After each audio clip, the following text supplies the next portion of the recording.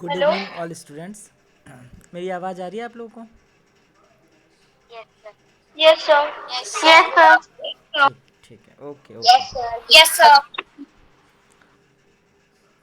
तो आप लोगों को सिलेबस तो पता होगी, चल गया होगा ना, आपने देखा होगा सिलेबस क्या है। Yes sir. जी। Yes sir. Yes sir. Yes sir. Sir वो जो चैप्टर आपने बताया है सर उसी में से क्वेश्चंस आएंगे या फिर उससे फ्रेम भी हो सकते हैं? हाँ और वही जी। वर्णमाला। जी जो मैंने भेजे हैं वो सारा आपका उतने में से ही आएगा। ठीक है। तो उसमें आपके सिक्स्थ क्लास के, सेवन्थ क्लास के और एट्थ क्लास, तीनों ही क्लास के चैप्टर्स हैं। सिक्स के 3 चैप्टर हैं और सेवन्थ क्लास के भी 3 चैप्टर और एट्थ क्लास के 2 चैप्टर हैं।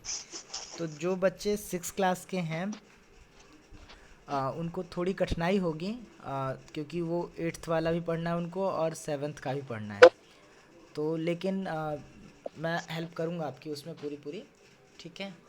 तो वहाँ आपको दिक्कत नहीं होगी। फिर भी अगर कोई दिक्कत होती है तो आप एनी टाइम पूछ सकते हैं। जी बताइए। सर आप पहले एक वर्णमाला से स्टार्ट करें क्या? हाँ हाँ बिल्कुल बिल्कुल, मैं बेस से ही स्टार्ट करूँगा, बेसिक से आपको स्टार्ट करूँगा, है ना, जिससे आपको सारी कॉन्सेप्ट्स क्लियर हो जाएं। जी। तो आपका जो चैप्टर्स तो हैं ही क्लासेस के, और उसके अलावा 2 बुक और मैंने भेजी हैं। उसमें एक तो आपका वर्णमाला वाला है जिसमें वर्णमाला के कॉन्सेप्ट्स हैं छोटे छोटे, और दूसरा वाला जो है वो आपका वाक्य व्यवहार वाला है ना, सेंटेंसेस हैं उसमें, छोटे छोटे सेंटेंसेस वगैरह जो हम डे टू डे लाइफ में बोलते हैं ना, उसी को उसमें रखा गया है। तो 2 चीज़ें वो हैं। और एक आपका लास्ट में 15 श्लोक लगे हुए हैं नीति शतक के, तो वो करना है। और इतना ही मैंने आपको अभी भेजा है ग्रुप में, है ना। 2 बुक मैंने ऊपर भेजी हैं, एक तो वर्णमाला वाला और दूसरा संस्कृत वाक्य व्यवहार वाला। और उसके बाद 3 चैप्टर सिक्स क्लास के, 3 चैप्टर सेवन्थ क्लास के और 2 चैप्टर एट्थ क्लास के। और उसके बाद नीति शतक के 15 श्लोक। तो वो एक पीडीएफ होगा इतना। और लास्ट में तो एक आपका, जी एक लास्ट में एक और चीज़ बचता है आपका, वो मानसिक योग्यता वाला, है ना। जनरल एक तरह से कह लीजिए, जीके वगैरह, सामान्य मैथमेटिक्स, छोटे मोटे चीज़ें, है ना, जो आप वैसे भी पढ़ते आ रहे हैं। जी बताइए। सर, सर बुक जो है वो आप स्कूल में मिलेगी या फिर सर हमको ऑनलाइन पढ़ना है? बेटा क्योंकि अभी मैंने आपको जैसे बताया कि चैप्टर्स तो आपकी क्लास के ही हैं, तो वो मैंने भेज भी दिए हैं आपको। तो आप चाहें तो उनका प्रिंट आउट भी ले सकते हैं, पर अभी मत निकालिएगा उसको। मैं दोबारा से दूसरा वाला भेजूंगा जिसमें उसके साथ हिंदी के, मतलब संस्कृत के साथ हिंदी भी रहेगी, और जो उसका अभ्यास वाला होगा पार्ट, वो भी आपको सॉल्व उसमें मिलेगा। तो उसको चाहे तो आप निकाल लीजिएगा, हर चैप्टर का मैं भेज दूंगा, उसके अंदर ही सॉल्यूशन आपको मिल जाएगा, चैप्टर की हिंदी भी मिल जाएगी।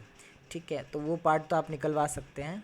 2 जो पीडीएफ हैं, एक तो वर्णमाला वाला और दूसरा संस्कृत वाक्य व्यवहार वाला, वो बहुत बड़े बड़े पीडीएफ हैं, तो वो निकलवाना पॉसिबल नहीं है क्योंकि वो पूरी बुक ही है। तो लेकिन आपको स्कूल से तो कुछ नहीं मिलेगा। बाकी आप फ्री हैं, निकलवा सकते हैं उसको। तो बुक मत निकलवाइएगा, मैं उसमें से आपको पढ़ा दूंगा, हम उसको प्रैक्टिस कर लेंगे, तो आपको उसको ज़रूरत नहीं पड़ेगी निकालने की। बाकी आप जो चैप्टर्स हैं, जैसे सिक्स क्लास का आपके पास बुक तो होगा ही, तो सिक्स के चैप्टर आप मत निकलवाइएगा, जो बच्चे सिक्स क्लास के हैं।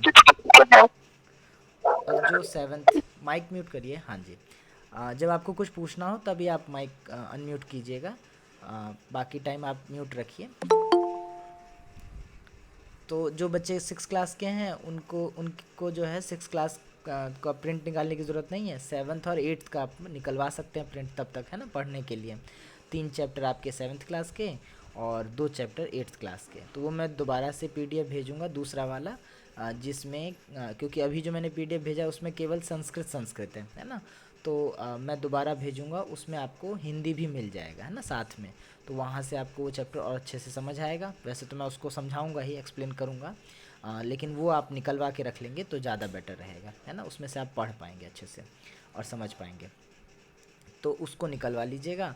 और जो बच्चे सेवन्थ के हैं तो उनके पास 6th और 7th का तो होगा ही। अगर 6 क्लास का नहीं है तो आप 6 का भी निकलवा सकते हैं। और जो 8th के हैं जो बच्चे, तो अगर आपके पास बुक्स हैं पुरानी 6 या 7th की, तब तो आप मत निकलवाइएगा, बुक से ही कर लीजिएगा। नहीं है तो फिर उसको निकलवा लीजिएगा, जो भी 3-4 चैप्टर हैं उसके, ठीक है। सर वे 7th क्लास को 8th क्लास की बुक निकलवाने की जरूरत नहीं है? 7th क्लास को 8th क्लास, हाँ हाँ निकलवा लीजिएगा।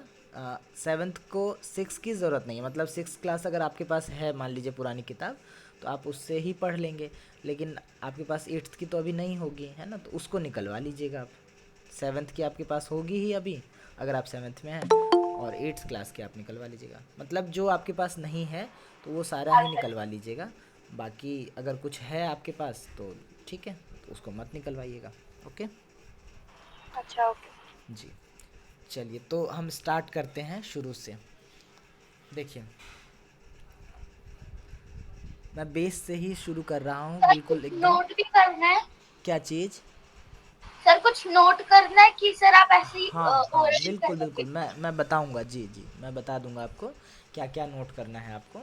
और उस मैं बताता चलूँगा, और स्क्रीन पे लिख भी दूँगा मैं अभी, है ना, और दिखा दूँगा मैं आपको। जी रुकिए।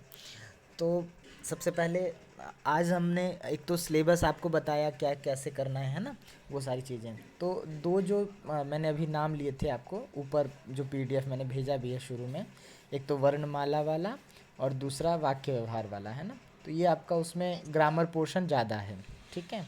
बाकी जो है आपका वो जो चैप्टर्स हैं वो आपका लिटरेचर के उसके अंतर्गत आता है, ठीक है, लिटरेचर में आता है। तो जितने भी चैप्टर्स हैं 6, 7th और 8th के, वो सारा लिटरेचर वाला पार्ट है। और यहाँ तक कि जो 15 श्लोक हैं नीति शतक के, वो भी, तो वो पूरा लिटरेचर का सेक्शन है। और बाकी जो दो ऊपर वाले हैं, वर्णमाला और दूसरा संस्कृत वाक्य व्यवहार वाला, ये दोनों ग्रामर वाले पार्ट होंगे, ठीक है। तो उसमें पूरा ग्रामर पार्ट आ जाता है पोर्शन, और बाकी जो है आपका उसमें लिटरेचर वाला पार्ट है, ठीक है।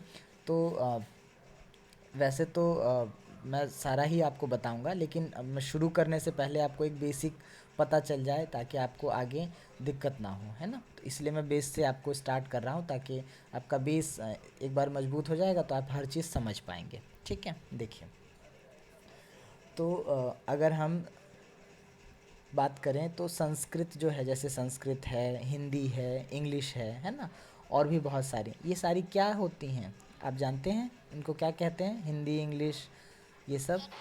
भाषा। हाँ, वेरी वेरी गुड, लैंग्वेजेस जी सब जी, भाषा होती है। बिल्कुल बिल्कुल। तो ये सब सब क्या है? भाषा भाषा है ना, भाषा लैंग्वेज है। है जी। तो भाषा कैसे बनती है, पता है किसी को? शब्दों को सर जोड़कर। शब्दों से, सर वर्णमाला शब्दों से। वर्णमाला ओके से, शब्दों ओके, को शब्दों से। एक एक करके आराम आराम से, कोई बात नहीं। सर देख, वर्णमाला। जी जी जी, बहुत सारे बच्चों ने बताया वर्णमाला से, बहुत सारे बच्चों ने बताया शब्दों को जोड़ करके, और इसके अलावा भी कुछ बताया था आपने, किसी ने? सर वर्णों को जोड़ के। हाँ, वो तो मैंने बताया कि हाँ, वर्णों को जोड़कर आपने बताया, एक तो शब्दों को जोड़कर बताया। इसके अलावा कुछ और ऑप्शन, कुछ और बोलना चाहते हैं? अक्षरों को जोड़कर। किसको जोड़कर? अक्षरों। अक्षर, ये तो हो गया, वर्ण अक्षर। इसके अलावा कोई और कुछ बताना चाहे? Sir can you repeat the question? हाँ, क्वेश्चन ये है कि भाषा कैसे बनती है? सर लिपि से। अच्छा, लिपि से। चलिए सर देख, लैंग्वेज सर लाइक सर्वनाम से बनती है। सर हिंदी सर्वनाम से बनती है, संज्ञा से बनती है। सर मतलब लाइक ग्रामर से बनती है हिंदी, तो सर वैसे ही संस्कृत ग्रामर से बनती है। अच्छा, देखिए ना, ध्यान से समझिएगा।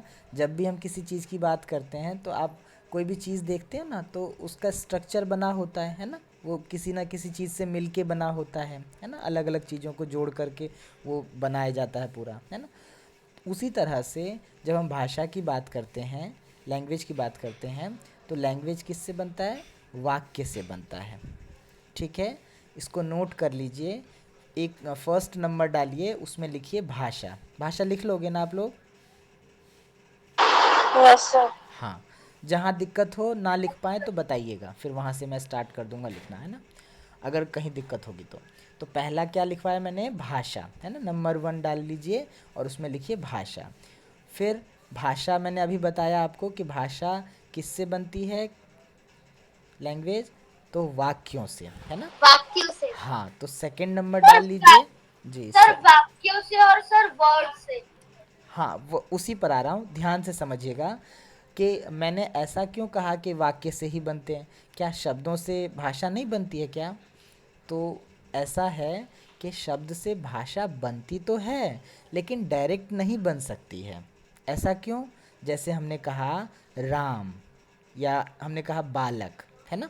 अब ये बालक जब मैंने कहा तो बालक से भाषा तो नहीं बनी ना, क्योंकि आपको भाषा मतलब क्या हुआ, जब मैं कुछ कहूँगा जिससे आपको पूरी बात समझ में आ जाए, उसी को तो हम लैंग्वेज कहेंगे ना, भाषा कहेंगे। लेकिन मैंने कहा बालक, हाँ, मीनिंग बिल्कुल बिल्कुल मीनिंग समझ में आना चाहिए। लेकिन जब हमने बालक कहा तो इससे तो अभी तक कुछ इन्फॉर्मेशन हमें पता नहीं चल रही है ना, बालक मतलब क्या, बालक क्या, तो कुछ भी आधी अधूरी है इन्फॉर्मेशन, तो इसीलिए ये भाषा नहीं बन पाया। इसीलिए हमने क्या कहा कि शब्द से भाषा नहीं बन रही है, बल्कि इसके बाद कोई और भी है जिससे भाषा बनती है। तो वो भाषा बनाने वाला कौन है, वाक्य है, सेंटेंस है ना। जैसे ही सेंटेंस बनता है वो भाषा बन जाती है, लैंग्वेज हो जाती है ना। जैसे हमने कहा बालक विद्यालय जाता है, तो ये क्या बन गया, सेंटेंस बन गया। तो अब ये सेंटेंस जो है हमारा भाषा बन गया, है ना। इसी को हम भाषा कहते हैं, लैंग्वेज कहते हैं। क्यों? क्योंकि हमें इसमें पूरी इन्फॉर्मेशन पता चल गई कि बालक जो है वो विद्यालय जा रहा है या जाता है। ठीक, तो फर्स्ट नंबर हो गया आपका भाषा, सेकंड नंबर पे कौन हो गया, वाक्य। लिख लेंगे वाक्य। हाँ, फर्स्ट नंबर यस पे सर। जी, फर्स्ट नंबर पे भाषा मतलब लैंग्वेज हो गया।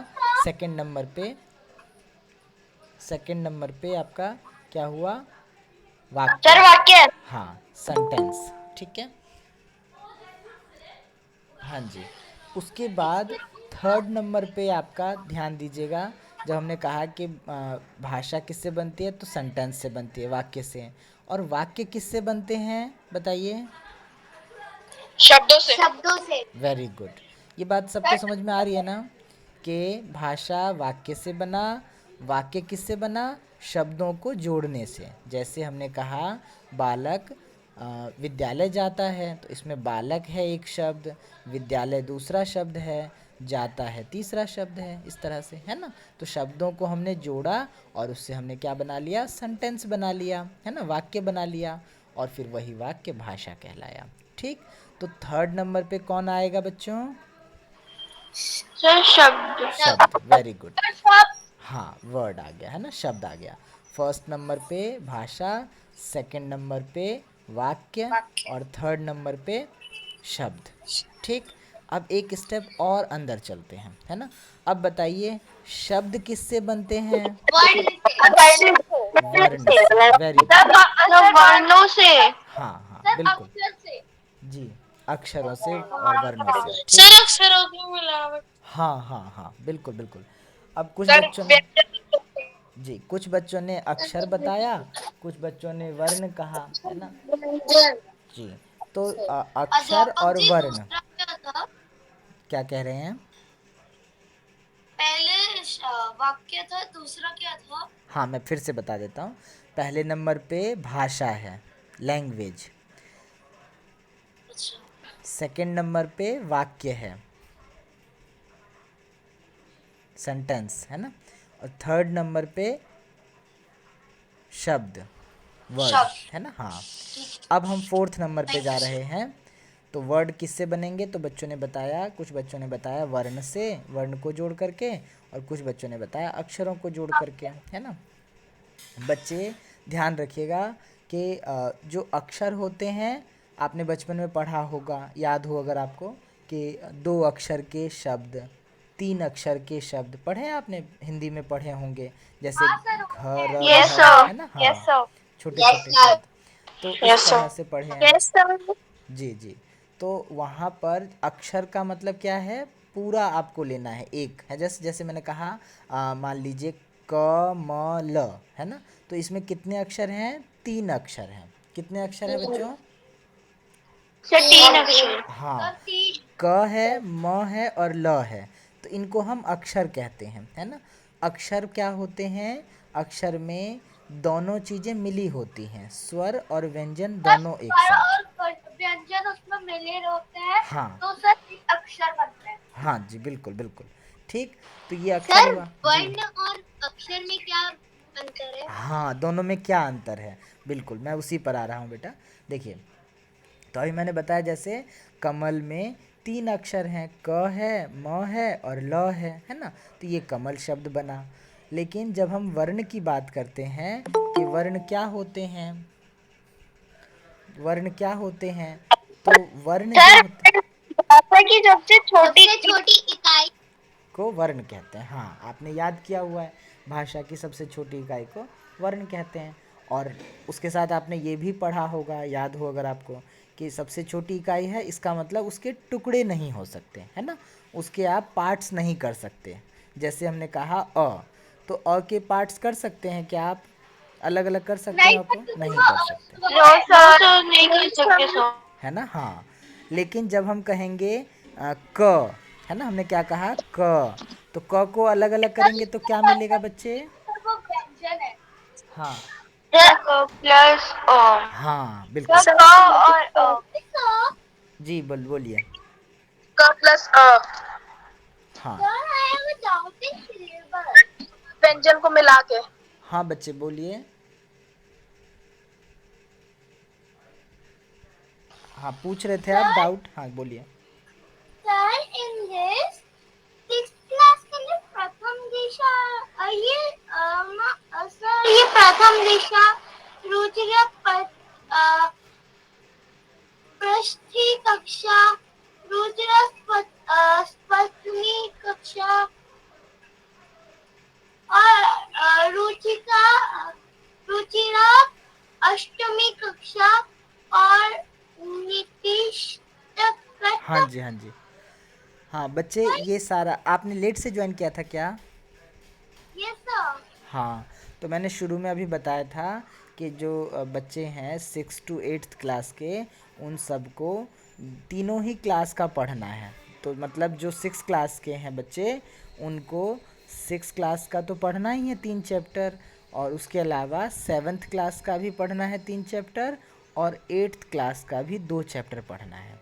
तो वो हम आपको पढ़ाएंगे, उसके लिए आप टेंशन ना लें कि बहुत भारी होगा या कुछ इस तरह का।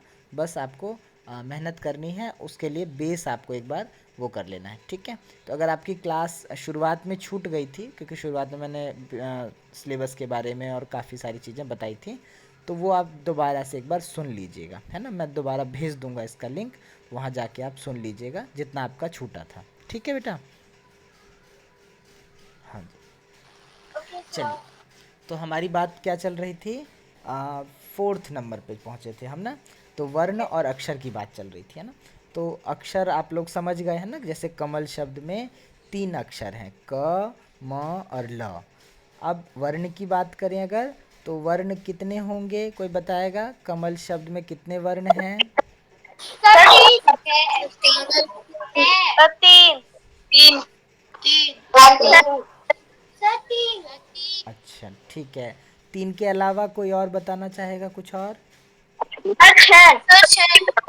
है, वेरी गुड। देखिए, 3 जो थे वो उसमें, कैसे हो सकते हैं? हाँ वही वही बता रहा हूँ मैं बेटा, सुनिए, देखिए ध्यान से। जैसे अभी मैंने बताया ना कि वर्ण क्या होते हैं, जिसके हम टुकड़े नहीं कर सकते, है ना। भाषा की सबसे छोटी इकाई जो है, वो उसको हम वर्ण कहते हैं, जिसको हम तोड़ नहीं सकते, टुकड़े नहीं कर सकते। तो जैसे हमने कहा क, तो क में 2 साउंड है ना, 2 ध्वनि है। 2 कौन कौन सी चीज़ है? एक तो क है, और एक अ का साउंड भी तो आ रहा है ना बेटा उसमें, है ना। जब हम, एक का और एक का। हाँ, सर तो क जब हम कहते हैं तो क में एक तो आधा क है और अ का साउंड भी है, तो इसीलिए 2 चीज़ें हैं उसमें, एक क और एक अ। तो इसीलिए उसको हम 2 काउंट करेंगे, तो 2 वर्ण हैं क में, एक तो क है आधा और एक अ है। तो क वर्ण हो गया, फिर अ वर्ण हो गया, उसके बाद म, क म, म में भी दो चीज़ें हैं, जब साउंड आपको सुनाई दे रहा होगा जब आप म बोलते हैं तो म में सर एक तो प्लस हाँ सर माँ अलग प्लस अ। बिल्कुल म प्लस अ। Yes sir. तो ये इसमें क्या हो गया, एक म हो गया और एक अ हो गया, तो इसमें भी दो वर्ण हैं, है ना, म है और अ है। इसी तरह क म ल, ल में भी दो वर्ण हैं, ल है और अ है, साउंड सुनाई दे रहा है। तो इसका मतलब कितने वर्ण हो गए टोटल, अगर जोड़ोगे तो आप कितने हो जाएंगे, 6 सर हो 6। जाएंगे। हाँ सर 6। 6 हो गए, है ना। तो कमल में वर्ण कितने हो गए, 6 हो गए। और अक्षर की बात करें तो कितने अक्षर हो गए उसमें, सर 3 अक्षर सर 6 सर 3। सर हाँ 3 सर सर 3 3 अक्षर जी और 6 वर्ण। वर्ण, हाँ बिल्कुल बिल्कुल ठीक। तो ये बात हो गई 3 अक्षर और 6 वर्ण, तो उससे आपका कमल शब्द बन गया। तो अब चौथे नंबर पे आप क्या लिखेंगे, वर्ण लिख लीजिए और कॉमा डाल करके अक्षर भी लिख लीजिए, है ना। कि अगर हम देखें तो वर्ण से अक्षर बना और उन्हीं को जोड़ करके हमने शब्द बनाया। तो फर्स्ट नंबर पे आपका आ, भाषा हुआ, सेकंड नंबर पे वाक्य हुआ, थर्ड नंबर पे शब्द हुआ और फोर्थ नंबर पे आपका क्या हो गया, वर्ण और कॉमा सर डाल करके अक्षर। अक्षर। जी हाँ, कुछ पूछ रहे हैं,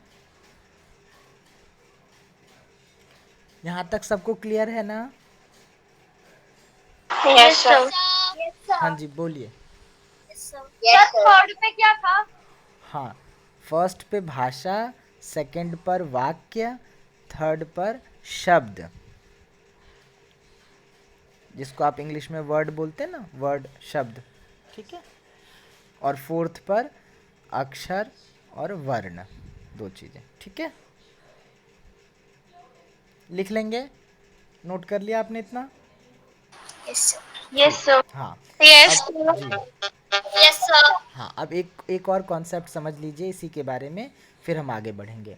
जैसे आपने सीढ़ी देखी होगी, है ना। जैसे हम जब छत पे चढ़ते हैं तो सीढ़ी होती है ना, तो हम ऊपर जाते हैं और फिर ऊपर से नीचे भी आते हैं, है ना, उसी सीढ़ी से। वैसे ही ये जो चार चीज़ें मैंने अभी आपको बताई, ये क्या हैं, इसमें हम ऊपर से नीचे की तरफ भी जा सकते हैं और नीचे से ऊपर भी, है ना, दोनों तरफ। तो जैसे मान लीजिए अभी मैंने आपको ऊपर से नीचे की तरफ लाया था, अब हम एक बार नीचे से ऊपर की तरफ जाकर देखते हैं, है ना। मेरी बात अगर आप समझ रहे हो तो देखिएगा कि जब अगर हम नीचे से शुरू करेंगे, अब जैसे हम कहेंगे कि वर्णों को जोड़कर क्या बनता है, वर्णों को जोड़ने से हाँ शब्द। शब्द बनते हैं, है ना। और शब्दों को जोड़ने से क्या बनता है, वाक्य। वाक्य। वाक्य, वेरी गुड। और वाक्य से क्या बन जाता है, भाषा। भाषा, वेरी गुड। ये बात सर सबको भाषा। समझ में आ गई, हाँ बिल्कुल। तो ये बात हो गई। वाक्य से पैराग्राफ बनेगा या भाषा बनेगी? क्या कह रहे हैं बेटा, सर जो वाक्य है उससे सर पैराग्राफ बनेगा या फिर भाषा बनेगी? हाँ कह सकते हैं पैराग्राफ बनेगा। लेकिन अगर आपने मान लीजिए एक ही लाइन बोली मान लो, तो वो तो भाषा हुई ना। पैराग्राफ जो है उसके लिए तो उसके पास काफ़ी सारी लाइन होनी चाहिए ना, हाँ तभी तो वो ठीक है। पैराग्राफ बनेगा, ठीक है बेटा। चलिए, सर जब हम किसी के साथ बात करते जैसे दोस्त के साथ, तब हम लोग एक एक लाइन बोलते जाते हैं, इसलिए हाँ हाँ भाषा में। बिल्कुल बिल्कुल बिल्कुल जी। तो भाषा के बारे में भी आपने पढ़ा होगा, याद होगा आपको कि भाषा की जब हम परिभाषा पढ़ते हैं कि भाषा किसको कहते हैं, है ना। तो जब हम कम्युनिकेशन करते हैं उसी को हम भाषा कहते हैं, है ना। कि हमारी बात आप समझ जाएं और आपकी बात मैं समझ जाऊं, उसी को हम क्या कहते हैं, भाषा, है ना। तो ये समझा आपने। और तो अभी हमने नीचे से ऊपर जाके देखा, और अगर हम ऊपर से नीचे जाएं तो अभी मैंने बताया था आपको पहले, है ना, कि भाषा किससे बनी है, तो वाक्य को जोड़ करके, है ना, वाक्यों से बना है। और वाक्य किससे बने हैं, तो शब्दों से, है ना। और शब्द किससे बने हैं, तो वर्ण या अक्षरों से, ठीक है। चलिए अब इससे आगे बढ़ते हैं। तो आपके उसमें जो पहला वाला जो लगा हुआ है, माइक म्यूट कर लो बेटा। सर आपकी आवाज नहीं आ रही ढंग से। आवाज़ नहीं आ रही मेरी, यस सर। सर क्लियर आ रही। अच्छा सर आ रही है। हाँ, किसको सर आवाज़ नहीं आ रही बेटा, सर अब आ रही है, सर पहले नहीं आ अच्छा रही थी। ठीक ठीक है। देखिए, तो मैं बता रहा था कि इसके बाद आगे सुनिए। तो ये 4 चीज़ें आपने नोट कर ली और समझ भी ली, है ना? तो आपका उसमें जो पहली बुक जो है वो वर्णमाला है ना? तो वर्णमाला वाला ध्यान से सुन लीजिए कि वर्णमाला हम 2 भाग में बाँटते हैं। वर्णमाला जो है, वर्ण कितने प्रकार के होते हैं? 2 प्रकार के होते हैं। आप लोग जानते भी होंगे, है ना? एक तो स्वर होता सर है और स्वर एक है। व्यंजन होता है ना? सर एक स्वर होता है, एक व्यंजन, सर 33 व्यंजन और 11 स्वर। हाँ हाँ, ठीक ठीक ठीक। चलिए, तो अब आपको एक तो वर्ण विच्छेद आना चाहिए। जैसे अभी मैंने कमल शब्द का बताया आपको कि कमल शब्द में क में 2 वर्ण हैं, इसी तरह म में 2 वर्ण हैं और ल में 2 वर्ण हैं, है ना? ल और अ, इस तरह से। तो जब हम उसको अलग अलग करते हैं तो इसको क्या कहते हैं? वर्ण विच्छेद कहते हैं। आपने सीखा होगा हिंदी में भी और संस्कृत में भी, है ना? वर्ण ये विच्छेद। भगवान ने सब पढ़ाया था। जी जी जी, बिल्कुल तो बिल्कुल। भगवान यस से सर। हाँ, तो वर्ण विच्छेद आपको आता होगा, है ना? अलग अलग जो आपका, जैसे आपका नाम है तो उस नाम को भी आप अलग अलग करेंगे, उसमें वर्णों को अलग अलग करेंगे, तो वो आपका वर्ण विच्छेद कहलाता है ना? वर्ण को विच्छेद करना, विच्छेद मतलब अलग अलग करना, ठीक? इसको हम वर्ण विच्छेद करते हैं, कहते हैं। तो इस यहाँ से भी क्वेश्चन आपसे पूछा जाएगा, इसलिए ये भी आपको आना चाहिए, है ना? शब्दों का वर्ण विच्छेद करना, ठीक है? उसके बाद आपको पूरा वर्णमाला अच्छे से याद होना चाहिए, है ना? स्वर कौन कौन से हैं, व्यंजन कौन कौन से हैं। इसके अलावा ध्यान दीजिएगा बच्चों, कुछ व्यंजन जो हैं वो संयुक्त व्यंजन होते हैं, है ना? व्यंजन के भी कई प्रकार हैं, मतलब जैसे हमने वर्णों के डिवीज़न किए ना, कि एक तो स्वर बांट दिया, एक आपका व्यंजन बांट दिया, उसी तरह से व्यंजन के भी हम अलग अलग डिवीज़न करते हैं, पार्ट्स कर देते हैं कि व्यंजन में जैसे आपका वर्ग वाले व्यंजन हैं। संस्कृत में आप देखोगे, मैं या तो उसको भी भेज दूंगा ग्रुप में, आप देख लीजिएगा एक बार, 7th क्लास की बुक सर में। आई थिंक सर 4 संयुक्त व्यंजन। हाँ, तो उसको जो है वर्गीय व्यंजन कहते हैं संस्कृत में। अलग अलग 5-5 का वर्ग बनाया जाता है, जैसे क ख ग है ना, ये सब। तो ये पहला वर्ग होता है, फिर च छ झ है, इस तरह से आपके और कई आपकी सारे। आवाज कैसे आ रही है? आवाज़ कट रही है मेरी? नहीं सर। ठीक है, देखिए, अगर किसी को नो सर। नो आवाज़। सर, जी। क्लियर। हाँ, अगर किसी को आवाज़ लग रहा है कि कट रही है तो हो सकता है उनकी तरफ से नेटवर्क इशू होगा, इस वजह से ऐसा होता है कभी कभार, ठीक है? क्योंकि अगर सर क्या पूरा पेपर एमसीक्यू में आएगा? हाँ, अच्छा एक बात और, मैं आपको वो भी भेज दूंगा, क्वेश्चन पेपर का फॉर्मेट कैसा होगा, और जो चैप्टर्स आप लोगों को मतलब कठिन लग रहे हैं, उस वेबसाइट पर आप जाएंगे तो वहाँ पर गेम भी दिया हुआ है खेलने के लिए, तो वो आप खेलते हुए चीज़ें सीख सकते हैं, ठीक है? तो वो भी मैं शेयर कर दूंगा। वैसे तो लिंक वो सीख वही है जहाँ से आप रजिस्टर वगैरह। अच्छा, बहुत सारे बच्चों का रजिस्ट्रेशन आज हो गया, कुछ एक आध बच्चों का नहीं हो पाया क्योंकि उनका पहले से ही रजिस्टर मेल ऐसे आ रहा था। तो वो मैं अभी लिस्ट आपको शेयर कर दूंगा क्लास के बाद कि किस किस का हो गया है। अधिकतर बच्चों का हो गया है, आप में से कुछ एक आध रह गए होंगे तो उनका भी आज रात में मैं कर दूंगा, तो वो भी रजिस्टर हो जाएंगे, ठीक है? मेल सर क्या होगा। सर? सर हाँ जी, बताइए। सर क्या बोल रहे हैं आप? सर फिर से बोल सकते मैंने हैं? कहा कि अधिकतर जितने भी बच्चे हैं सबका आज रजिस्ट्रेशन हो गया है। एक दो बच्चे बच गए थे जिनका रजिस्ट्रेशन नहीं हो पाया था क्योंकि उनका जो मेल था जीमेल, वो उसमें ऑलरेडी रजिस्टर दिखा रहा था, तो इस वजह से वो नहीं ले पाया। तो उसको हम चेंज करके फिर दोबारा से रजिस्ट्रेशन कर देंगे। तो बाकी सभी बच्चों का हो गया है, तो वो लिस्ट मैं ग्रुप में शेयर कर दूंगा। और सारा फिर आपको आपका यूज़र नेम और पासवर्ड दोनों उसी लिस्ट में मिल जाएगा, और आप चाहें तो उसको फिर उसी को लॉगिन करके फिर आप अपना पढ़ सकते हैं, गेम खेल सकते हैं। उसमें जो भी आपका लगा हुआ है ना सिलेबस, वो सारी चीज़ें गेम के बेस्ड में बनाई गई हैं, उसको भी आप उसको देख सकते हैं, पढ़ सकते हैं। और उसके बाद रिज़ल्ट वगैरह भी जब आएगा तो उसी पर आएगा, और जब एग्ज़ाम होगा तो उसी आपको लॉगिन वगैरह करना होगा। तो इसीलिए आपको वो पूरा लिस्ट मैं भेजूँगा, उसमें अपना नाम देख लीजिएगा, और जो आपका आईडी पासवर्ड होगा वो भी आपको लिस्ट में मिल जाएगा, ठीक है बेटा? ये कब?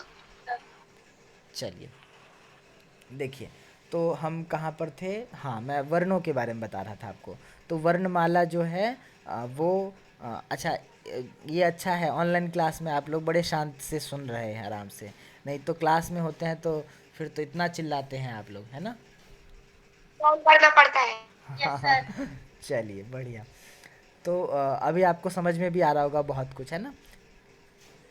देखिए तो वर्णमाला के उसमें मैं बता रहा था आपको कि एक तो वर्गीय, जब हम व्यंजनों की बात करते हैं ना, तो एक बात और बता दूं, जब हम स्वर और व्यंजन की बात करते हैं तो स्वर क्या होते हैं, जो किसी पर डिपेंड नहीं करते हैं, है ना, वो स्वतंत्र होते हैं। स्वतंत्र जानते हैं ना क्या होता है, हाँ, यस सर। इंडिपेंडेंट होते हैं, तो वो किसी पर भी डिपेंड नहीं करते हैं। तो उसी को हम क्या कहते हैं, स्वर कहते हैं। जैसे अ हो गया, है ना, तो अ को किसी की ज़रूरत नहीं है ना, वो फ्री है एक तरह से।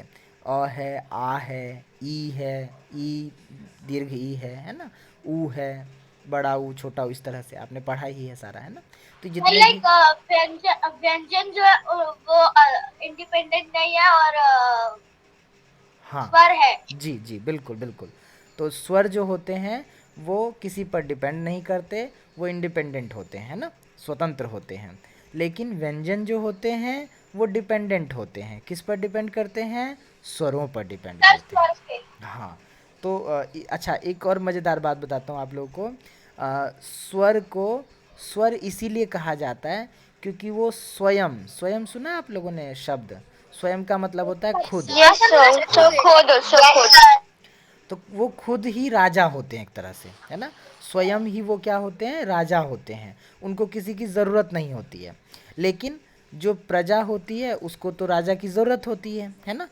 इसी तरह से आप देखेंगे कि व्यंजन जो है उसको ज़रूरत होती है स्वर की, है ना। जब भी आप व्यंजन का उच्चारण करोगे, प्रोनाउंसिएशन करोगे, तो उसमें स्वर भी आ जाएगा। जैसे आपने मान लीजिए कमल शब्द कहा, तो कमल में जब आप क कहोगे तो क में अ भी आ रहा है ना साउंड, तो वो क्या हो गया, उस पर डिपेंड हो गया कि भाई क जब बोलेंगे तो उसके साथ अ भी आएगा साउंड, है ना। तो इसीलिए व्यंजन जो भी हैं, व्यंजन अगर कोई पूछे आपसे कि स्वर किसे कहते हैं या व्यंजन किसे कहते हैं, तो क्या बताएंगे, सिंपल सी परिभाषा, कि स्वर जो होते हैं वो किसी पर डिपेंड नहीं करते हैं, है ना, वो स्वतंत्र होते हैं, इंडिपेंडेंट होते हैं। और जो व्यंजन होते हैं वो डिपेंड करते हैं, किस पर डिपेंड करते हैं, स्वरों पर डिपेंड करते हैं। हाँ, ये सिंपल सी परिभाषा आप याद रखिए, है ना, मतलब याद भी नहीं रखना, आपको समझ लेना है ना, आपको पता चल जाएगा। और उसके बाद व्यंजन जो हैं वो दो तरह के होते हैं। एक तो जो प्योर व्यंजन है ना, प्योर व्यंजन मतलब उसमें कोई मिलावट नहीं है, ऐसे व्यंजन, है ना। और दूसरे ऐसे व्यंजन हैं कुछ जो मिलावट है, मिलावट इन द सेंस दो व्यंजनों को जोड़ करके उस व्यंजन को बनाया गया है। तो और जैसे कि लास्ट, त्र। हाँ हाँ, बिल्कुल बिल्कुल, लास्ट के जो तीन व्यंजन है कह लीजिए, जैसे आपका अक्ष हो गया, है ना, जैसे क्षत्रिय लिखते हैं, आपने बचपन में पढ़ा होगा, तो क्षत्रिय में जो क्ष है ना, वो क और श मिल करके जुड़ करके तब बना है क्ष। क्ष हो गया, त्र हो गया और ज्ञ हो गया, है ना, ये तीन चीज़ें सर आपने, कौन सा सर षटकोण का या हाँ, सर षटकोण वाला, जी जी जी। सर तीन वर्ड से सर तीन लेटर से बनते हैं। सर चार होते हैं ना सर, किस में क्या चीज़, फिर से पूछिए बेटा, सर मैं सर आपको एक सर एक मैं करके, बोल एक एक कह रहा करके था आराम कि, से, एक एक करके बेटा, हाँ बोलिए। सर मैं कह रहा था कि सर षटकोण का कि हाँ, शक्कर षटकोण का। वाला ही, षटकोण वाला ही श, जी। हाँ, और कौन क्या पूछ रहा था, बोलिए। सर मैं ये कह रहा था कि सर लेकिन संयुक्त व्यंजन तो सर तीन लेटर से बनते हैं। हाँ, तीन लेटर से बनते हैं। उसमें जो है आपका, जैसे क्ष है तो क्ष में क है और श है, तो जब हम श लाते हैं तो उस श में भी अ रहता है, इसीलिए वो तीन लेटर आप कह रहे हैं, है ना, यही बात थी ना बेटा।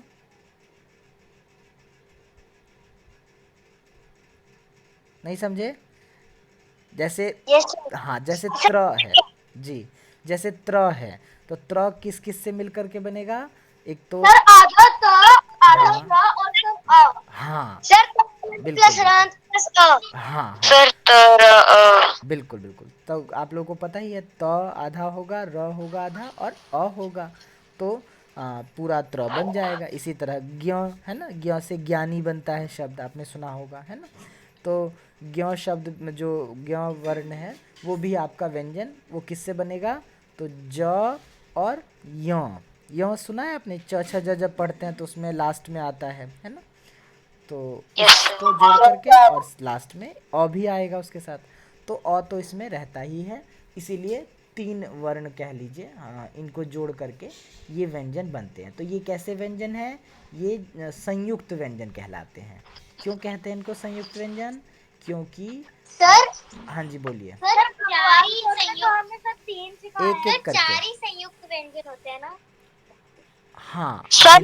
जी व्यंजनों का ग्रुप होता है। जी, क्ष त्र और ज्ञ, ये तो 3 हैं ही।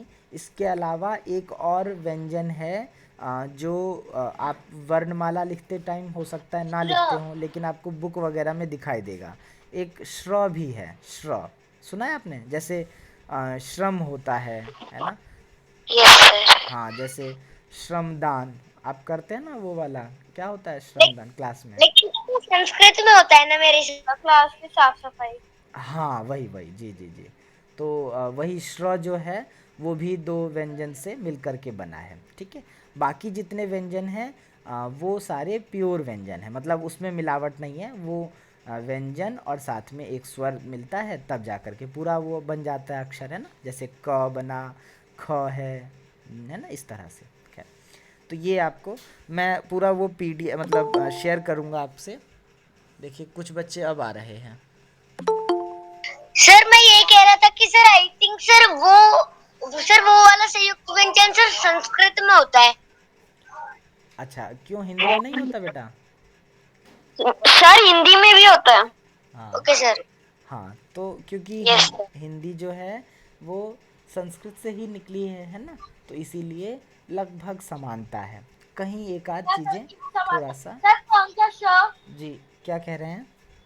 सर कौन सा श हाँ और देखो, मैं बता देता हूँ, टाइप कर देता हूँ, इसमें भेज देता हूँ आपको। देखिए 3 है, ये देखिए,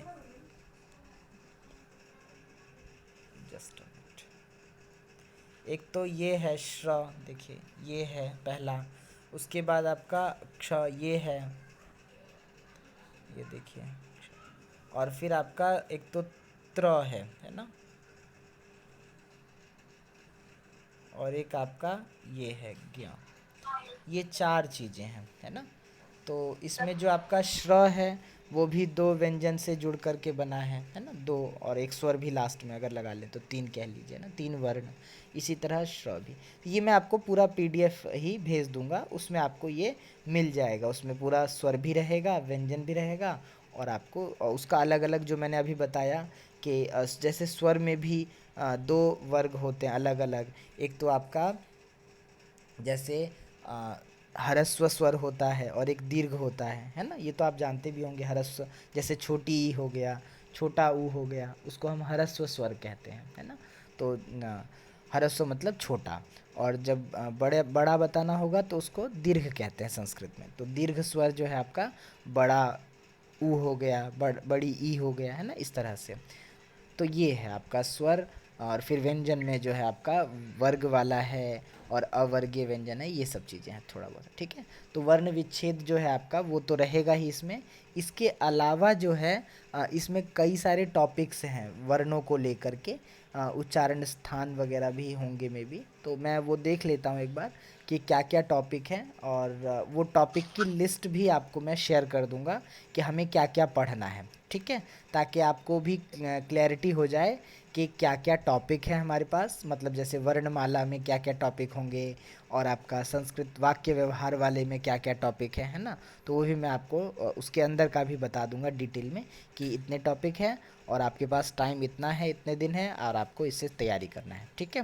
तो एक ये हो गया। और उसके अलावा जो है आपका जो लिटरेचर वाला पार्ट है उस पर फिर मैं आगे बढ़ूँगा, क्योंकि उसमें फिर हम लिटरेचर में जब जाएंगे तो आपको श्लोक वगैरह थोड़ा सा उसको समझना है, श्लोकों के अर्थ को समझना है, और कुछ स्टोरी हैं वो पढ़नी है, उसको ध्यान से समझना है। तो इजी है, ज़्यादा कठिन नहीं होगा। अगर फिर भी कहीं कठिनाई आपको लगे तो आप एनी टाइम मुझसे पूछ सकते हैं, ठीक है, उसके लिए कोई वो नहीं है। सर आप चारों संयुक्त व्यंजन बता सकते हैं? हाँ जी, हाँ जी, मैंने मैसेज कर दिया है, वैसे उसको अलग अलग करके बताना बेटा। सर जो त्रैग्य और श्रेय के अलावा उस वो भेज दीजिए सर। हाँ, ये 4 ही तो हैं बेटा, देखो मैंने भेजा है। श्र है, क्ष है, त्र है और ज्ञ है ना, दिखा आपने मैसेज में? Okay sir. हाँ, चारों चीज़ें देखो, मैंने भेजा हुआ है 2 मिनट पहले। श्र, क्ष, त्र और ज्ञ है ना, ये 4 चीज़ें हैं, तो ये आपको पढ़ना है। अच्छा, इसके अलावा जो है आपका, 1 मिनट रुकिए, मैं वो पीडीएफ आप खोल करके आपको दिखा देता हूँ क्या है, आपने शायद देखा ही Excuse me, होगा। sir. जी बोलिए। सर मुझे आपने पीडीएफ भेजा है सर, आप क्या उसको प्रिंट आउट में बाद में भेजोगे? नहीं बेटा, वो तो काफ़ी मोटी बुक है पूरी। और सर वो मतलब बुक हमें मिलेगी क्या? नहीं नहीं नहीं मिलेगी। ये जो है आपका, देखिए मैं स्क्रीन शेयर कर देता हूँ, वहाँ से देखिएगा आप लोग।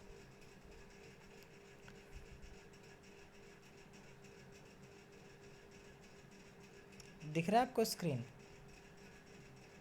Yes sir. Yes sir. हाँ, तो इसमें देखिए, इसमें आपको क्या सब करना है। एक तो संस्कृत वर्णमाला कौन कौन से हैं, देखिए स्क्रीन पर आपको दिख रहा होगा, है ना। तो इसमें स्वर हैं पहले तो, और फिर व्यंजन है ना, व्यंजन भी बताया है। फिर स्वरों को देखिए इन्होंने कैसे बांट कर दिखाया है कि स्वर कौन से हैं, व्यंजन कौन से हैं, है ना। इसको मैं और जूम कर देता हूँ, लीजिए। तो ह्रस्व स्वर है, अभी मैं बता रहा था ना आपको, दीर्घ स्वर है, देख रहे हैं, अ ई उ रील री, ये जो है 5 जो हैं ह्रस्व स्वर हैं, 8 जो है वो दीर्घ स्वर हैं, है ना। इस तरह से टोटल आपके 13 स्वर हैं, ठीक। और व्यंजन जो हैं उसमें, जब अभी जो मैं बता रहा था, वर्गीय व्यंजन जिसको कहते हैं, जैसे क ख ग हो गया, च छ ज हो गया, ये सब, इसको हम स्पर्श व्यंजन कहते हैं। स्पर्श क्यों कहते हैं? क्योंकि जब भी हम इसका उच्चारण करते हैं ना, प्रोनाउंसिएशन करते हैं, जब भी इन वर्णों का, मतलब व्यंजनों का, तो क्या होता है, हमारे कंठ में स्पर्श होता है, मतलब उच्चारण करते वक्त, इसीलिए इसको स्पर्श कहा जाता है ना। तो ये 25 हैं टोटल, है ना। अगर आप देखें तो 5-5 के ये टोटल जोड़े हैं, कह लीजिए 5 जोड़े हैं, और 5 में 5-5 वर्ण हैं, है ना, 5 व्यंजन। तो जैसे क ख ग घ ण, च छ ज झ ञ, ट ठ ड ढ न, इस तरह से, है ना। तो ये आपका 5 टोटल लाइनें हैं, और 5, तो ये 25 हो गए। और इसके अलावा अंतस्थ हैं, अंतस्थ इनको कहते हैं। और इसमें आपके य र ल व, ये 4 आते हैं, य र ल व, ये 4 आते हैं। और ऊष्म व्यंजन, ऊष्म व्यंजन में आपके 3 श आते हैं, एक तो तालव्य श, मूर्धन्य श और दंत श, है ना। इसको हम ऐसे बोलते हैं, शायद आपने सुना होगा। तीनों श को अलग अलग बोलने के लिए तीनों को कैसे बोला जाता है, तालव्य श, मूर्धन्य श और दंत श, क्योंकि तीनों श का उच्चारण जो है, कई बार बच्चे जो हैं एक जैसा कर देते हैं, इसीलिए जब आप ऐसे बोलोगे ना, तालव्य श, मूर्धन्य श और दंत श, तो इससे तीनों श का पहचान हो जाता है कि कौन सा श की बात की जा रही है ना, किस श की आप बात कर रहे हैं। चाहे उच्चारण आप एक जैसा भी करें, लेकिन जब आप तालव्य श, मूर्धन्य श और दंत श बता देते हैं तो उससे पता चल जाता है। उसके अलावा तो ये टोटल अगर आप जोड़ेंगे तो 25, 4 और 4, टोटल कितने हो जाएंगे, 33, है ना। तो 33 जो है वो आपके व्यंजन हैं, 33। तो ये हो गया आपका। और संस्कृत में आपको पता ही है कि एक तो विसर्ग जो है और अनुस्वार, ये दो बहुत ही कह लीजिए बहुत ज़्यादा यूज़ होने वाले चिन्ह हैं, है ना। अनुस्वार का भी बहुत यूज़ होता है संस्कृत में, और विसर्ग का तो होता ही है ना। आपने बहुत विसर्ग देखे हैं संस्कृत में इस तरह से। तो ये आपका, एक तो ये चीज़ आपसे पूछा जाएगा, तो इसको आपको याद करना है अच्छे से कि कितने स्वर हैं, कौन कौन से स्वर हैं, तो ये आपने पढ़ा हुआ है, ये आपके लिए। जी बताइए। Excuse me sir. जी बताइए। सर मैं ये कह रहा था कि सर ह्रस्व स्वर के ये क्या, सर कितने हैं ये टोटल सर? हाँ, ये टोटल ह्रस्व स्वर जो हैं वो 5 हैं बेटा। देखो इसमें अ, ई, उ, री और री। सर थोड़ा सा जूम कर दो। हाँ, लीजिए ये पीडीएफ आप देख लेना, उसमें भेजा हुआ है ग्रुप में, है ना, आप खोलोगे तो उसमें मिल जाएगा आपको, ठीक है। सर मैं पूछ रहा था कि सर स्वर कितने व्यंजन कितने होते हैं? अच्छा, व्यंजन, टोटल व्यंजन जो है वो 33 हैं बेटा, और उस व्यंजन के भी 3 पार्ट कर दिए, है ना, 3 डिवीज़न किए हैं। एक तो स्पर्श व्यंजन है, दूसरा अंतस्थ व्यंजन है, और तीसरा ऊष्म व्यंजन है, ठीक। और टोटल जो है मिला करके 33 हो गए व्यंजन, ओके। और सर अगर हम लोग तो स्वर और व्यंजन को गिने तो? हाँ, स्वर और व्यंजन को गिनेंगे तो आपका क्या कितना हो जाएगा, तो 33 में आप 13 जोड़ दीजिए तो आपके पास आ जाएगा कितना, टोटल आ जाएगा 46, ठीक है। Okay sir. हाँ, तो 46 आपका वर्णों की संख्या हो गई। टोटल वर्णमाला में 46 जो हैं वो वर्ण हो गए, ठीक। उसके बाद आपने ये बचपन में जैसे पढ़ा होगा, अ से अश्व, आ से आम्र, है ना, तो ये संस्कृत में एक तरह से यहाँ दिया हुआ है। आपने जो बचपन में पढ़ा था वो थोड़ा अलग होगा मे बी, और यहाँ पर जो दिया हुआ है बात एक ही है, लेकिन फिर भी एक बार आपको देख लेना है, छोटे बच्चे जैसे पढ़ते हैं वैसे ही। अ से अश्व, आ से आम्रम, ई से इक्षु। इक्षु क्या होता है, किसी को चित्र दिख रहा है, ये किस चीज़ का है चित्र, बताएंगे? सर ठीक से नहीं समझ आ रहा सर। अच्छा, ई से, अच्छा आपने बचपन में ई से क्या पढ़ा है, याद है आपको? इमली। अच्छा, इमली इमली सर। इमली इमली। हाँ, तो यहाँ पर इक्षु, यहाँ पर जो है ये गन्ने के लिए आया है, यहाँ ये गन्ने का चित्र है। गन्ना। हाँ बिल्कुल, तो इक्षु जो है उसी को कहते हैं। तो अश्व हो गया, आम्र हो गया, आम्रम, इक्षु हो गया, और ई से ईश्वर हो गया, ठीक है। ऊ से उष्ट्र हो गया। उष्ट्र तो आपको दिख ही रहा होगा, क्या है उष्ट्र मतलब? Yes sir sir camel. हाँ, ऊँट है। जी जी, ऊँट। ऊँट। उसके बाद ऊ से ऊरना, ऊरना मतलब ऊन की बात हो रही है ना, स्वेटर जिससे बनता है, जी, ऊन हो गया। ऋ से ऋषि हो गया, है ना, और ये जो सर ऊन। हाँ, ऊन हो गया। और जो दीर्घ री है उससे यहाँ कुछ नहीं है, सीधा पितृणम ऐसे लिखा हुआ है, तो वो खाली है एक तरह से, और री भी खाली है। उसके बाद ए से एड़का, एड़का का सर ये मतलब, जो, जी बताइए। सर ये प्रणम और सर ये जो ल है सर ये नए आए हैं ना? हाँ, ये आप, ये जो 2 आए हैं ऋषि के बाद जो आए हैं वही कह रहे हो ना बेटा? Yes sir. हाँ, ये पितृणम जो है उसमें दीर्घ री है ये, है ना। ऋ से ऋषि जो होता है वो छोटा वाला री है, और जो पितृणम लिखा हुआ है वो बड़ा वाला री है। तो उसमें 2 बार आप देखोगे वो मोड़ा हुआ है, इसीलिए उसको, वो दीर्घ वाला है, बड़ा वाला। हुआ है मेरे हिसाब से। जी, क्या कह रहे हैं बेटा? सर तभी सर उसमें 2 बार लिखा गया है। हाँ हाँ, बिल्कुल बिल्कुल जी। तो ये वैसे हिंदी में ज़्यादा मतलब यूज़ नहीं होता दीर्घ वाला, ना के बराबर ही यूज़ होता है, संस्कृत में यूज़ होता है ना। खैर, लेकिन वहाँ पर भी कम ही है वैसे तो। और री जो है ये भी आपका ज़्यादा हिंदी में तो ना के बराबर ही यूज़ होता है, फिर भी थोड़ा बहुत संस्कृत में है अभी भी, ठीक है, चलिए। और एड़का जो है वो किसको कहते हैं, भेड़ को कहते हैं। सर भेड़। जी, एड़का। उसके बाद आपका ऐरावत, ऐरावत जानते हैं कौन है?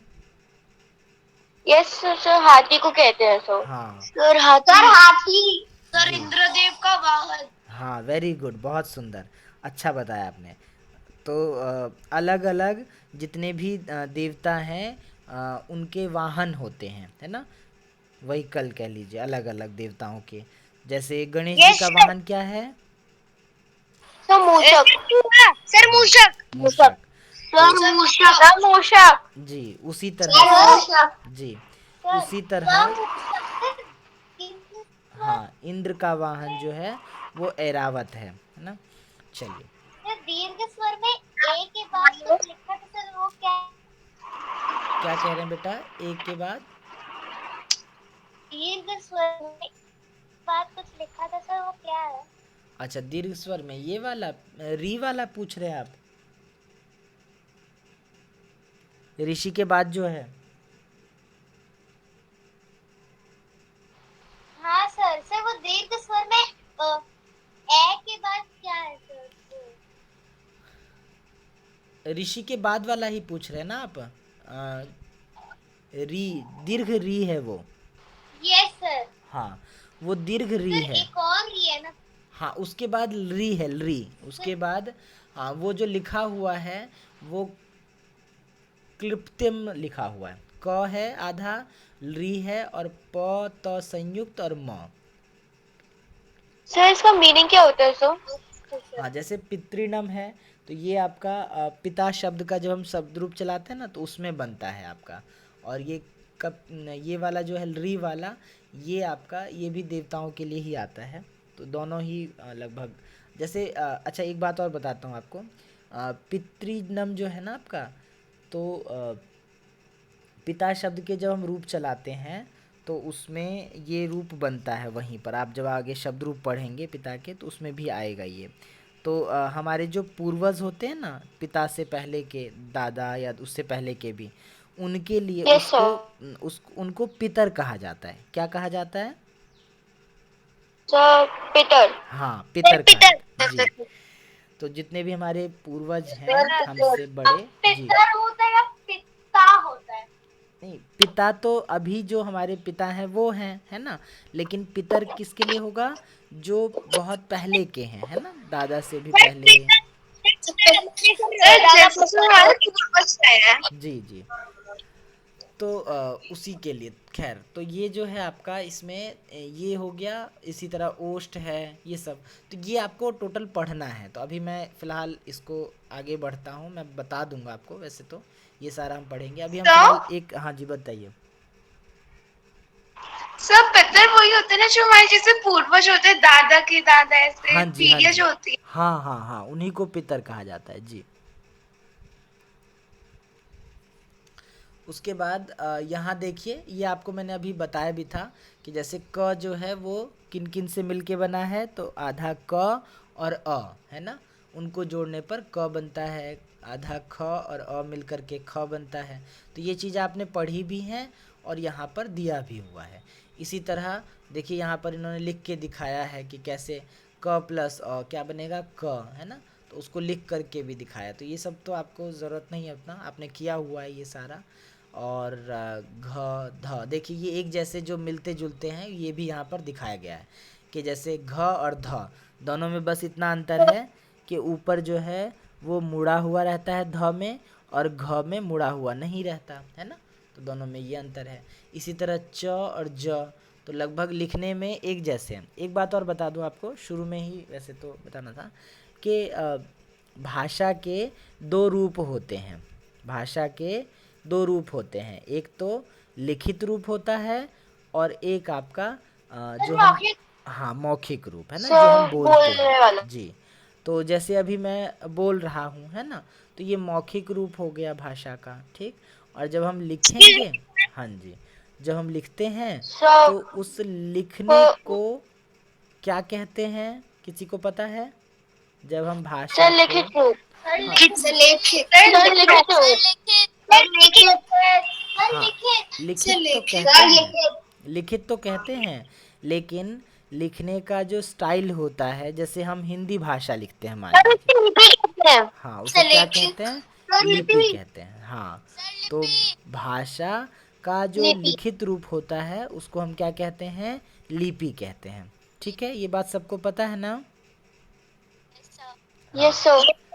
ठीक है, ये बात हो गई। तो यहाँ पर भी आप देख सकते हैं, ये लिखित वर्ण जो है उसको दिखाया गया है, कैसे कौन सा बनता है, किस में कौन से एक जैसे हैं, है ना। तो ये हो गया, ये सब भी आपको पढ़ना है। अच्छा, संयुक्त वर्ण कौन कौन से होते हैं? जैसे मैंने अभी आपको पीछे बताया भी था, है ना, 4 वर्णों की बात की थी हमने। यहाँ 3 वर्ण दिए हुए हैं, क्ष दिया हुआ है, त्र दिया हुआ है, ज्ञ दिया हुआ है। देखो यहाँ पर जोड़ के दिखाया भी है, देखिए मैंने जूम कर दिया। क प्लस श है ना, क्ष बन गया। एक मिनट रुकिए जरा। सर इसके बगल में सर ये बॉक्स के छोड़ के रखा है सर, समझ नहीं। हाँ, क्या कह रहे हैं बेटा? सर ये जैसे या ट्र है सर, उसके बगल में सर बॉक्स छोड़ा है, तो सर उसमें क्या फिल करना है सर, समझ नहीं आ रहा मुझे। अच्छा, वो वाले, हाँ, उसमें आपको वर्ण को ही लिखना है। ये छोटे बच्चों की किताब है ना, पुस्तक है, जो अभी अभी मतलब फर्स्ट क्लास में जैसे आप वर्ण लिखना सीखते हैं ना, वैसे ही यहाँ ओके पर सर। बच्चे सीख रहे हैं लिखना। तो इसीलिए यहाँ पर दिया हुआ है कि बच्चे इसमें क्ष लिखेंगे, है ना, बार बार लिखेंगे, उसको रिपीट करेंगे, ठीक है। तो ये है। इसी तरह त्र है, त और र को मिला करके त्र बना है। फिर ज और य। एक्सक्यूज जी बताइए। सर। हाँ बोलिए।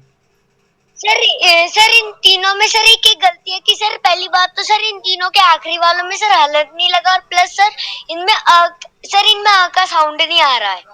हाँ, गलती नहीं है बेटा वो, उसमें जो श है ना, तो श को उन्होंने पूरा ही लिख दिया है वहाँ पर, है ना, अ को उसके साथ ही जोड़कर लिख दिया है। तो कोई वो नहीं है, दिक्कत नहीं है। आप चाहें तो उसको ऐसे भी लिख सकते हैं जैसे इसमें लिखा है, और फिर अलग अलग भी आप कर सकते हैं, है ना, क्योंकि नहीं सर, जो, बट वो गलत हो जाएगा क्योंकि सर उसमें वो लिखा था वन विच्छेद, मतलब एकदम एक्सटेंड करके लिखो सर, जैसे कि एक्सपेंडेड फॉर्म होता है हाँ हाँ, मैथ्स में, बिल्कुल तो बिल्कुल, सर जब, हम हाँ लोग ऐड वही, करते हैं, तो जी सर जी जी, इसमें हमको बांटना है।